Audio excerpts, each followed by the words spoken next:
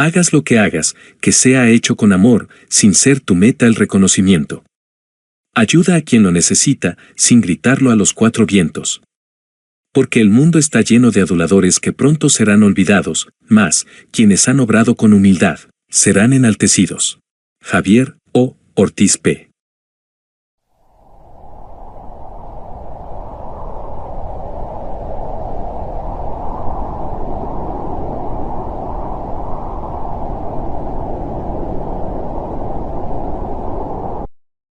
El antes.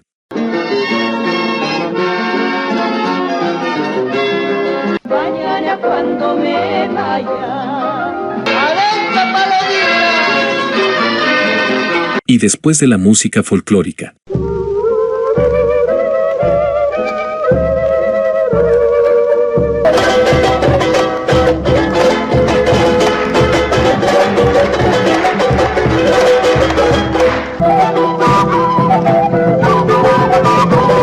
Después de muchas horas de diálogos, de muchas entrevistas, me siento en mi escritorio, prendo la computadora, abro un archivo de música de los Jairas, mi mente se esclarece y mis dedos empiezan a teclear. Empecé con una inquietud, los Jairas. Quise investigar un poco más sobre este grupo que me había llamado la atención, pero, oh sorpresa, me encontré con algo que no esperaba descubrir, la historia del nacimiento del folclore andino tal y como lo conocemos hoy en día. Fue como un remolino que me engullía poco a poco, cada día quería descubrir más, cada día escarbaba en búsquedas interminables en Internet, me di cuenta del lugar, de las personas que participaron, sin quererlo, de esta transformación. Fue en un lugar específico de los Andes, donde confluyen dos personas que estaban destinadas a conocerse, a compartir, a engrandecer y a difundir lo más bello de los Andes, su música. Ellos jamás pensaron en ser los pioneros, los modificadores del folclore, dos personas que la historia no les ha dado el reconocimiento debido por su aporte a la música andina. Este documental se realiza después de una investigación que me llevó a conocer y entrevistar a muchas personas que vivieron este momento histórico. Todas ellas me dieron documentos e información muy valiosa, la cual hace más fehaciente este documental. Con esta información pude conocer un poco más sobre la trayectoria del folclore, los lugares y los pioneros que realizaron esta revolución cultural, cambiando toda una ideología conceptual, llevando los instrumentos andinos y su música a las ciudades del altiplano y por último, al mundo entero. Hoy hago un reconocimiento y agradezco a cada una de las personas que me ayudaron con la realización de este documental. Historia de la música andina. Desde la época colonial, los pueblos originarios del continente andino fueron relegados en todo el sentido de la palabra por los españoles y mestizos. Su lengua y sus costumbres las quisieron desaparecer, pero trascendieron en el tiempo. Esta concepción predominó hasta mediados del siglo XX, donde aún, a los pueblos originarios se les veía con desprecio, eran lo más bajo de la sociedad. Sus instrumentos y su música no eran bien vistos por la clase media y alta de las ciudades andinas. Estos instrumentos y su música eran considerados instrumentos de cholos, de indios. También su música era considerada música de indios. José Mendoza nació en La Paz, Bolivia el 20 de julio de 1956. Vivió su niñez y parte de su juventud en la casa número 161 de la calle Zagárnaga. Después viaja a Europa y estudia diplomado de dibujo arquitectónico, diplomado de conservatorio y otros, en la Universidad de la Sorbona en París, Francia. Ahora es profesor de música en el Conservatorio Darius Milhaud, en Antony, Francia. En esa época, los indígenas no podían vestirse con su vestimenta típica o tampoco podía decirse, yo toco tal instrumento. Recuerdo que había una radio aymara, no sé si me acuerdo bien si era San Gabriel o algo así por el estilo, una emisora donde transmitían todo en la lengua aymara que solamente los aymaristas escuchaban. Ellos tenían un programa, los sábados, donde se presentaban los grupos folclóricos, pero la gente citadina no iba, era solamente la gente que hacía parte de esas culturas. Aymaras o quechuas y todos los domingos hacían la presentación en el teatro al aire libre. Habían grupos del campo que venían a tocar, pero también el público era gente campesina, los citadinos no iban. Era una concentración de indios si se puede decir y los citadinos no se mezclaban con los indios. En una ocasión, cuando me veían con mi instrumento, me decían, ¿qué haces con ese instrumento? tienes que irlo a poner a la basura, no sirve de nada, incluso si tú te ponías un poncho, inmediatamente eras catalogado como un indio, eras mal preciado, no podías entrar a algunos lugares, entonces era mal visto tener un instrumento o vestirse un poco de indio.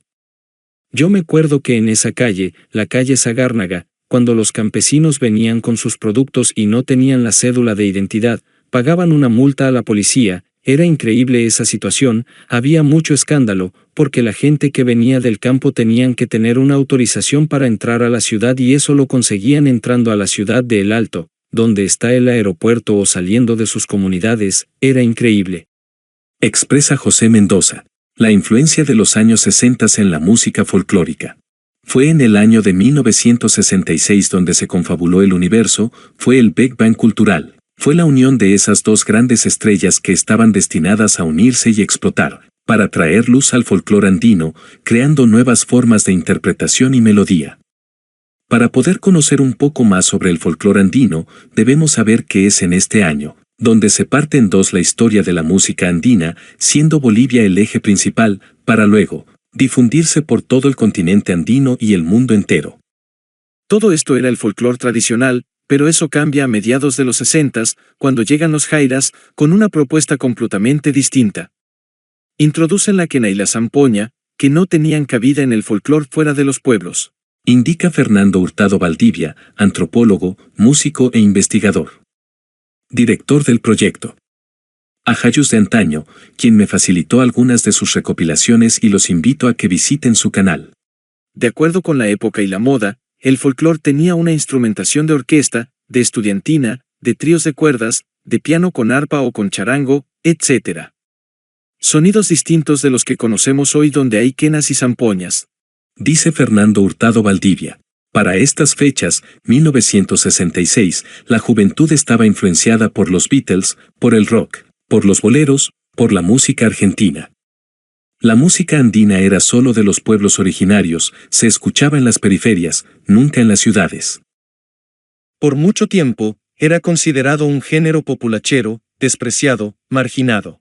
Escribe Rodolfo Henrik Arauz en su publicación Sencillamente Pepe, del 2018.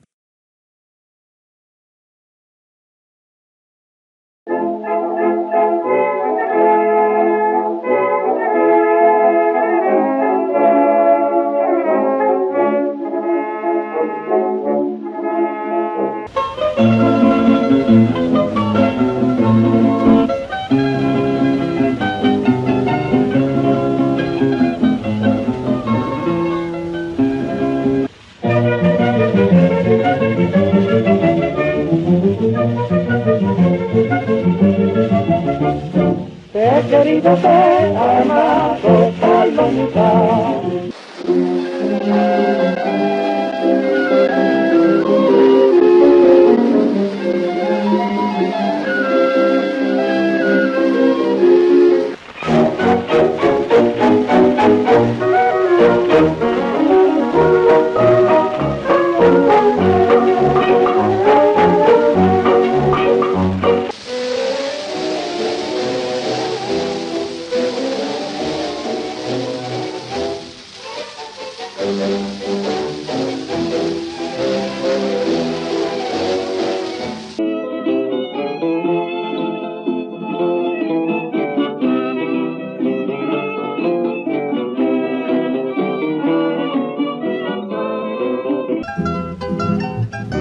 Muchachos del Pida, a bailar, lindo.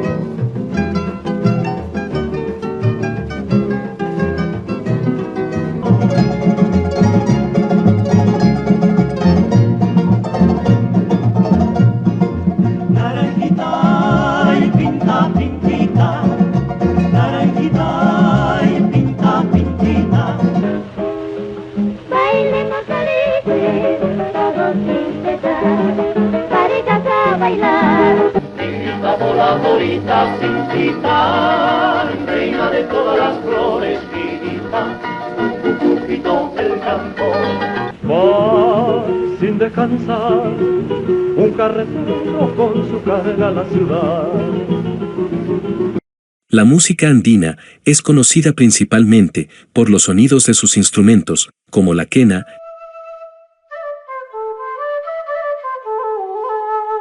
el charango,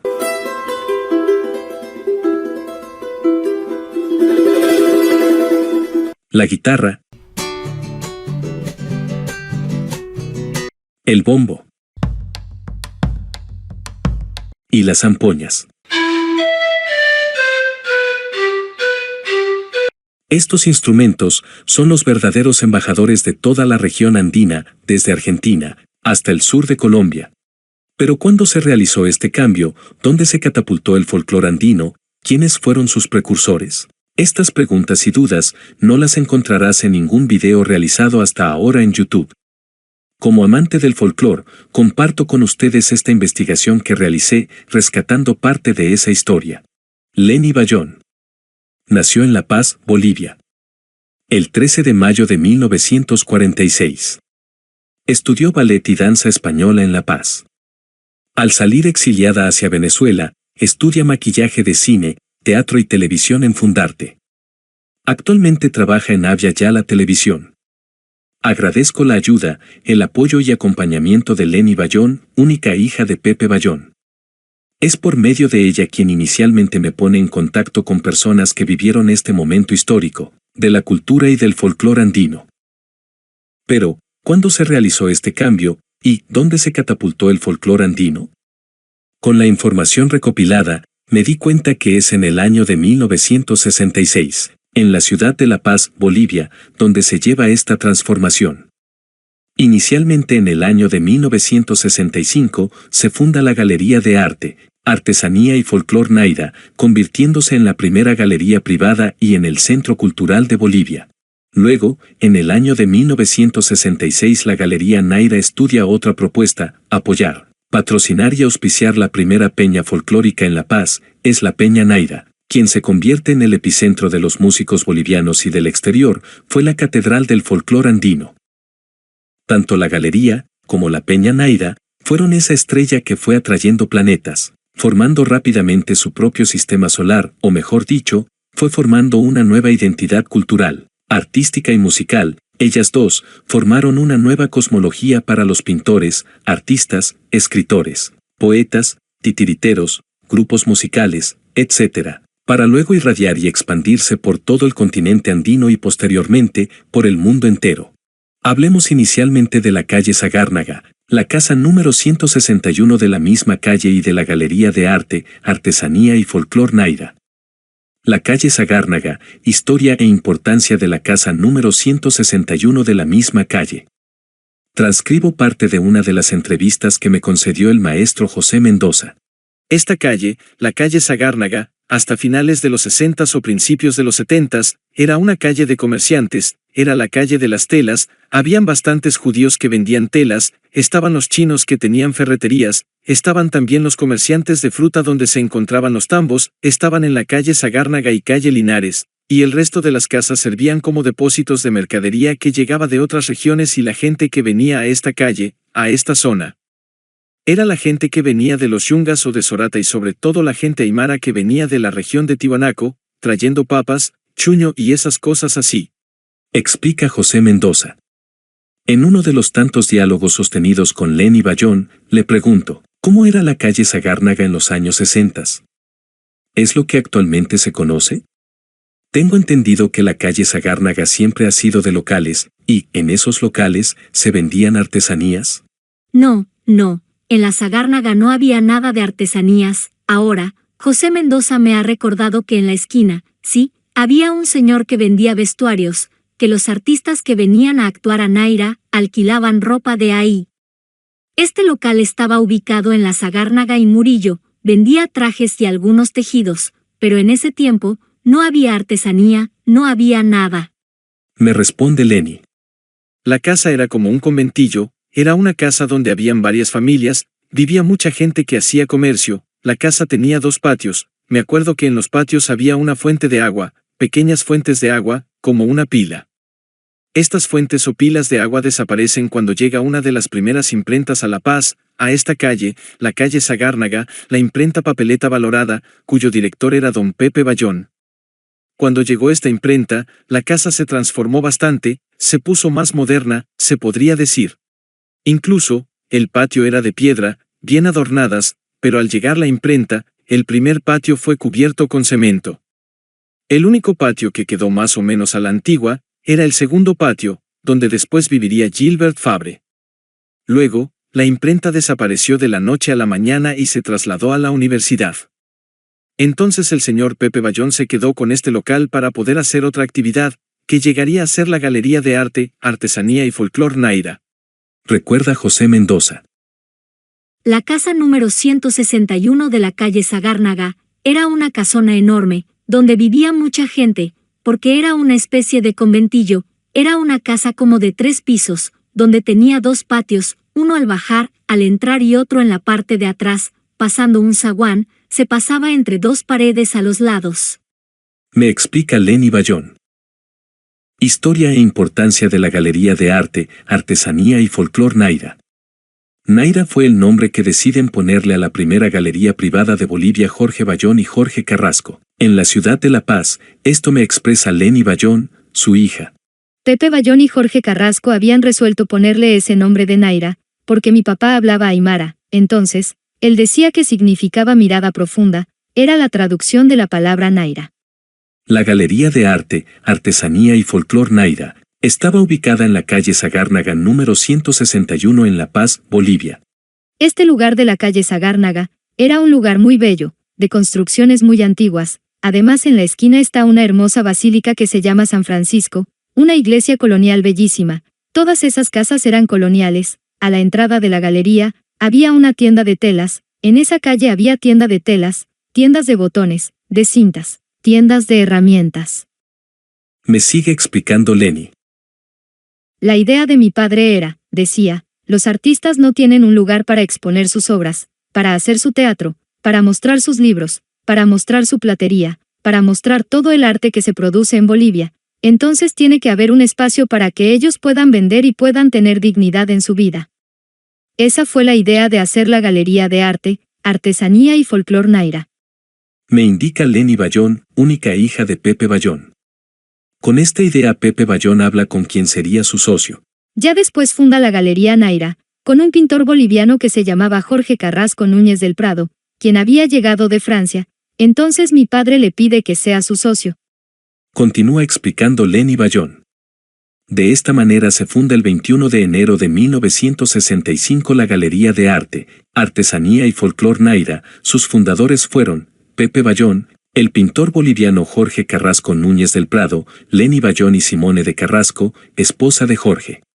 Para su inauguración, se realizó una exposición pictórica con jóvenes artistas de la época, que luego se harían famosos y reconocidos como Enrique Arnal, Luis Silvetti, Fernando Capriles, María Esther Vallivian, Beatriz Miellet, entre otros. También en esta inauguración estaba acompañada de una muestra artesanal y muebles antiguos que trajeron de Potosí y Sucre Jorge Carrasco. A este proyecto se unen Rudy Henrik, Mary Flores Saavedra, Sergio Almaraz, Rolando Costa Arduz y Jaime Mendizábal, quienes se convertirían en los iniciadores e impulsores de la galería. Durante su trayectoria, hasta el año de 1971 cuando dirigió la galería mi papá, se hicieron exposiciones de libros, de platería de Humala, de un lugar del lago Titicaca, se trajo artesanía de Sucre y Potosí. Jorge Carrasco viajó exclusivamente para escoger y llevar a la galería, trayendo objetos muy bellos. También se realizaron conferencias sobre cultura, se proyectaron algunas películas,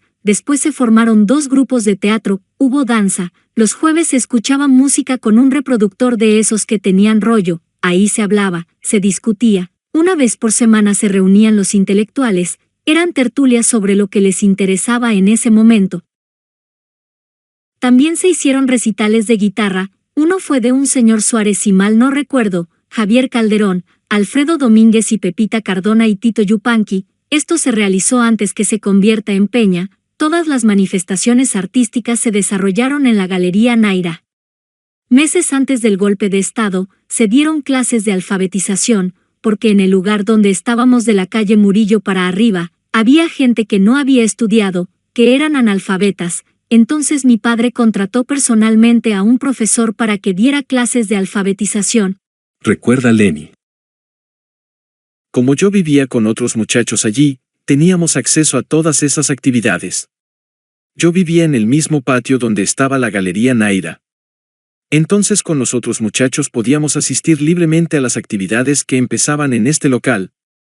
Lo primero que vi fue una presentación de títeres, era un día domingo o sábado en la mañana.